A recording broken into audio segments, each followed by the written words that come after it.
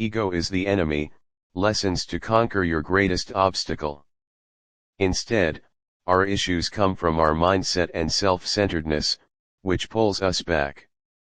Ego can enter different areas of our lives, whether personal or professional, and can damage important connections and opportunities. Ryan also shared how his ego almost ruined many things in his life, as he experienced a high level of success at a young age. The lessons from Ego is the Enemy show how humility, discipline, and perspective can lead to genuine success. Why is ego our enemy? Ego is the biggest obstacle to success. It is a sense of high self-worth. Self-worth is essential, but not letting down the other people. It's the part of us that wants others to think we're better than them. When one has a high level of ego, they become frustrated and choose the path of self-destruction. At that point, you are unwilling to learn and understand new things and others' perspectives. You have become self-sabotage. If it's not corrected at the right time, ego can impact personal and professional growth and even lead to one's downfall. Being successful requires humanity, empathy, good behavior with coworkers, family, and friends, and an openness to learning new things in life. It doesn't matter if someone is rich or poor, young or old, male or female, you can learn something from them. Learn how to stop your ego from getting in the way of your success. What is the lesson of ego is the enemy? Lesson 1, silence is strength, especially early on any journey. Ryan shares an instance of the 1934 campaign for the government of California, the author and activist Upton Sinclair. When he took an unusual step, he published a short book, Governor of California and How I Ended the Poverty, which was written in the past tense. This book became a bestseller, but Sinclair's campaign was a failure. Millions of votes defeated him. During the election, he spent more time on writing the book rather than working. Anyone can talk about himself or herself, even a child can know how to gossip. Talk is useless. There is a famous quote by Lao Tzu. Those who know do not speak. Those who speak do not know. Lesson 2, to be or to do, choosing purpose over recognition. Ryan Holiday talks about the difference between seeking recognition to be and doing meaningful work to do.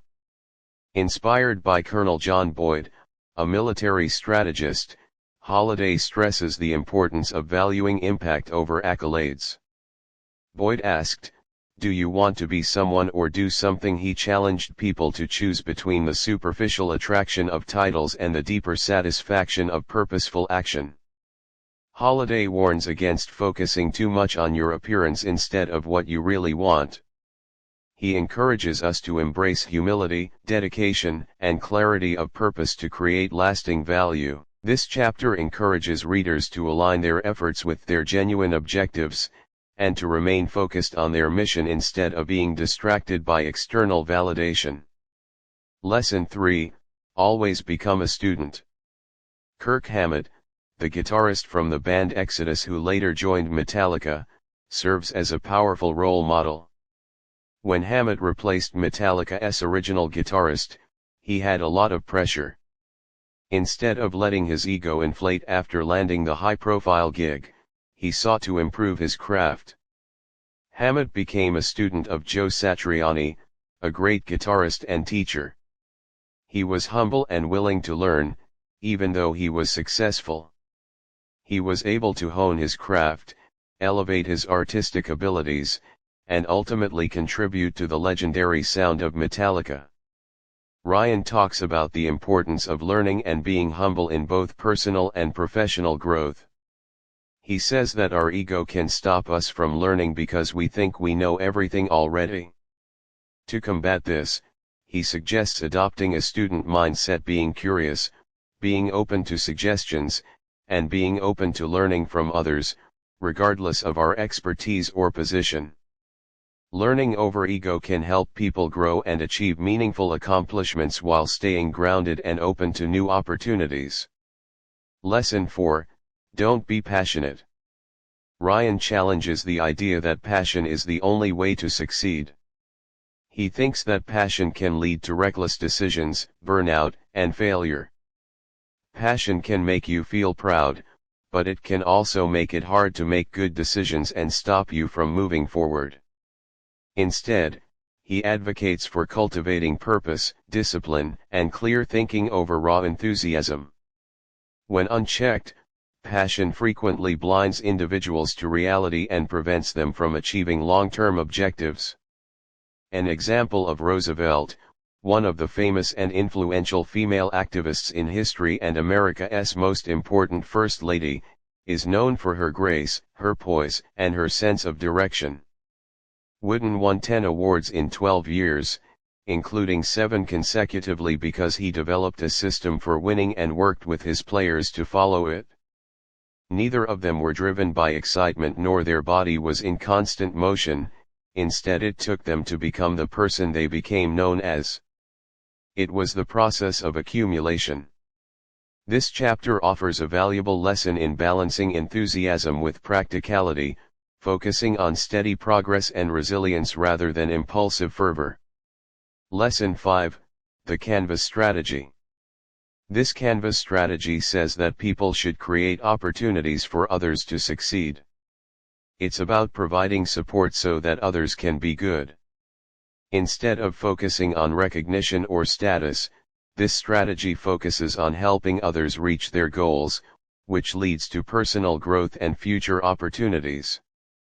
By being humble and serving as a canvas for others to shine, you develop invaluable skills, earn trust, and build lasting relationships. A great example from the chapter is the story of Benjamin Franklin.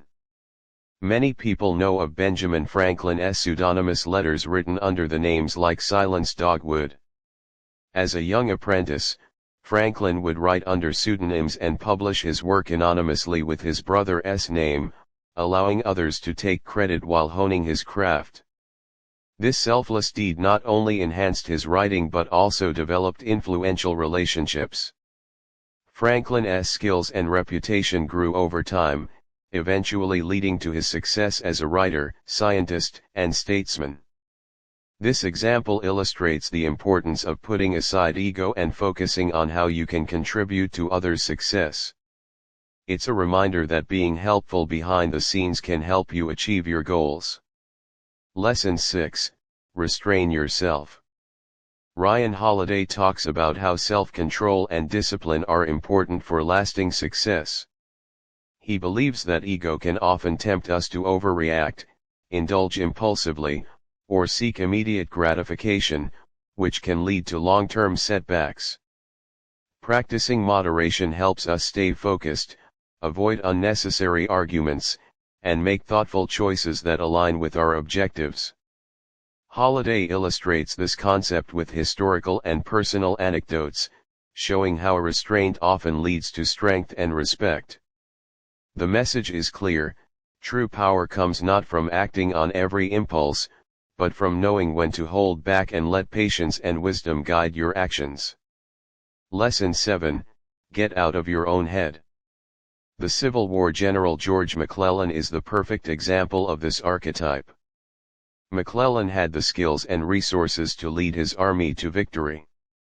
A brilliant man who just couldn't get out of his own way. Why did he turn out to be the worst Union general, even in a field of incompetent and self-absorbed leaders? Because his constant overthinking and fear of making mistakes kept him away from acting. He could not get out of his head. He missed the chance to make real progress because he was so caught up in imagining worst-case scenarios and striving for perfection. His hesitation and self-doubt cost him his command and legacy. This story hits home because we've all been there, stuck in our thoughts and second-guessing ourselves. Lesson 8, The Danger of Early Pride. Being successful early can make you feel too confident and not see your mistakes, which can stop you from improving. Ryan uses Benjamin Franklin as an example. Franklin was a young man who was very confident and quick to point out mistakes made by others. Christians think that being proud is wrong because it tells people they are better than they really are, like God made them. Pride leads to arrogance and takes away humility and connection with their fellows. The same thing happened with Franklin. His pride displeased people, and he realized it was holding him back. Instead of letting his ego grow, he made a conscious effort to practice humility. Franklin developed strategies to overcome his pride, such as avoiding arguments and adopting a more diplomatic tone. This change strengthened his relationships and helped him become one of history's most respected figures. What are the main points in ego is the enemy? If you keep these points in mind, you can be a successful person in both your personal and professional life. Be humble and stay a student. Never assume you know it all. Benjamin Franklin gained this knowledge at an early age, transforming his relationships and career by expressing humility instead of arrogance. Focus on the work, not recognition. Success comes from consistent effort, not chasing titles or applause. Holiday reminds us to prioritize doing over being, inspired by Colonel John Boyd's famous question, "Do you want to be someone or do something?" Check what's important to you. Identifying what truly matters to you, rather than chasing external validation like fame or wealth. When you focus on what aligns with your values and goals, you avoid distractions and stay grounded. Passion without control can lead to reckless decisions. Restrain yourself. Don't let ego tempt you into overreacting or making impulsive choices. Self-discipline helps you stay focused. Quiet your inner voice. Overthinking can lead to inaction. General George McClellan's Civil War failures show how ego and doubt can keep us from achieving our goals. Serve others before yourself. The Canvas strategy teaches that helping others succeed can open doors for your own growth, just like Benjamin Franklin did early in his career. How to overcome ego. Practice gratitude. Serve others. Embrace failure as a teacher. Take responsibility for your action. Focus on actions, not applause. Detach from praise and criticism. Surround yourself with grounded people. Meditate or reflect regularly. What is the best line from Ego is the Enemy? The first principle is that you must not fool yourself, and you are the easiest person to fool. The ego wants to be the center of attention. It wants to be recognized, respected, admired, and feared. It is not the work we do that makes us great, but the ability to avoid the distractions and the distractions of ego. People learn from their failures. Seldom do they learn anything from success. It's a person who thinks all the time has nothing to think about except thoughts, so he loses touch with reality and lives in a world of illusions. Find canvases for other people to paint on. Be an antimbulo. Clear the path for the people above you, and you will eventually create a path for yourself.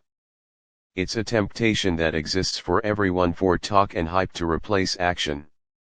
It can ruin your life only if it ruins your character. It's a temptation that exists for everyone for talk and hype to replace action. Attempting to destroy something out of hate or ego often ensures that it will be preserved and disseminated forever.